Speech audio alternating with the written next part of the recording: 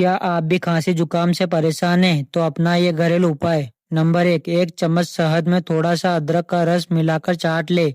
शहद गले को आराम देता है और अदरक इन्फेक्शन से लड़ने में मदद करता है। नंबर 2, 1 गिलास गुनगुने पानी में नमक मिलाकर दिन में 2 या 3 बार गरारे करे। यह गले की खराश और कफ निकालने में फायदेमंद है। नंबर 3, लहसुन की 2 या 3 कलियों को घी में भूनकर खाएं। यह सर्दी जुकाम में तुरंत आराम देता है। नंबर 4, 1 गिलास गर्म दूध में हल्दी मिलाकर पिए, जिससे सर्दी जुकाम में आराम मिलेगा। ऐसे ही हेल्थ टिप के लिए हमारे चैनल को सब्सक्राइब करें।